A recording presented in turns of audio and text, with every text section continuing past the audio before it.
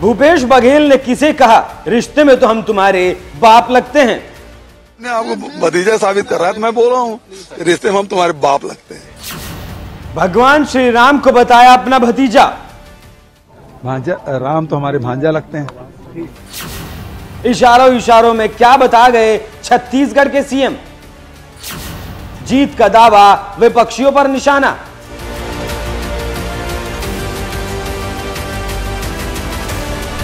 नमस्कार, मैं हूं आपके साथ अभिषेक पुंडित। रिश्ते में तो हम तुम्हारे बाप लगते हैं और नाम है। आगे के शब्द अभिनेता अमिताभ बच्चन के फिल्म शहंशाह के नहीं है। इस डायलॉग में बदलाव किया गया है छत्तीसगढ़ के सीएम भूपेश बघेल की वजह से। उन्होंने इशारों इशारों में कह दिया कि रिश्ते में तो हम तुम्हारे बाप लगते हैं और नाम है भूपेश बघेल। जी हां, छत्तीसगढ़ की कमान संभाल रहे भूपेश बघेल के बयान कई बार लोगों का ध्यान अपनी तरफ खींच लेते हैं। इशारों इशारों में भूपेश बघेल बहुत कुछ कह जाते हैं और उसी कड़ी में एक बार फिर से उनका एक बयान बेहद ही ज्यादा सुर्खियां बटोर रहा है। कहते हैं छत्तीसगढ़िया सब में बढ़िया। छत्तीसगढ़ के लोग जब भी बोलते हैं वो बड़ा दिल से बोलते हैं और जब बात छत्तीसगढ़ के मुखिया भूपेश बघेल की हो तो आप खुद समझ जाइए उनका बयान कितना ताकतवर हो सकता है।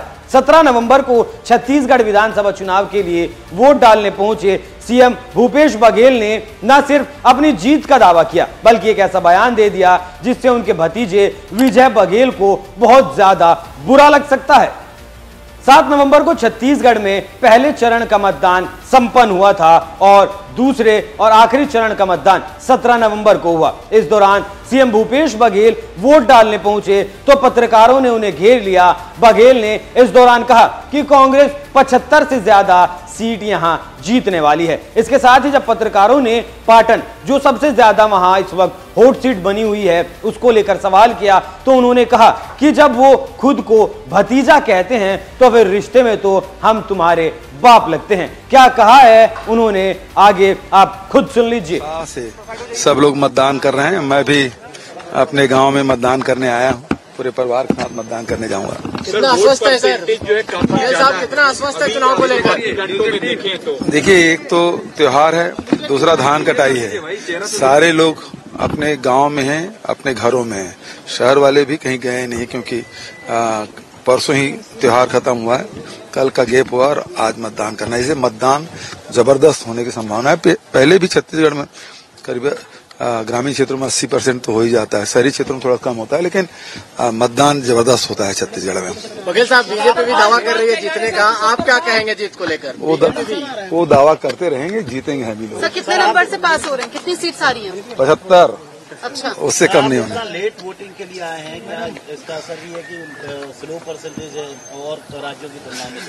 नहीं, अच्छा परसेंटेज है। आप पता करें, कहीं कहीं 30-40% हो गया है, बहुत बढ़ गया है। सर, अजीत जोगी के आने से क्या लग रहा है आपको? अजीत जोगी तब अमित जोगी उनके बेटे। यहाँ मामला एक तरफा है, किसी लड़ाई उड़ाई नहीं है, क्योंकि यहाँ के ये लड़ाई जो है वो यहाँ के कांग्रेस के कार्यकर्ता, यहाँ के किसान, यहाँ के मजदूर, यहाँ महिलाएं, युवा सब लड़ाई लड़ रहे हैं। कुछ लोग तो कल साथ में घूमे भी थे, देखे। चाचा के दो भतीजे आपको परेशान किए हुए सर कह रहे हैं। अरे एक तरफा है, यहाँ दो तरफा भी नहीं है। भतीजों से कोई परेशानी नहीं है? अरे कोई परेशानी, यहाँ तो एक तरफा है मामला। मैंने कहा ना, मैं चुनाव नहीं लड़ रहा हूँ पाटन में। यहाँ के कार्यकर्ता, यहाँ के मतदाता खुद लड़ाई लड़ रहे हैं, तो मामला एक तरफ। कह चुके हैं सीएम साहब के रिश्ते में तो हम तुम्हारे लगते हैं। हाँ, बोलो बोलो बोलो। तो है, तो जब अपने आप को भतीजा साबित कर रहा है तो मैं बोल रहा हूँ रिश्ते में हम तुम्हारे बाप लगते हैं। रिश्ते में हम तुम्हारे बाप लगते हैं। रिश्ते में हम तुम्हारे बाप लगते हैं। इतना ही नहीं, भूपेश बघेल ने तो यहां तक कहा कि उनके ऊपर भगवान राम का आशीर्वाद है क्योंकि भगवान राम उनके भतीजे हैं।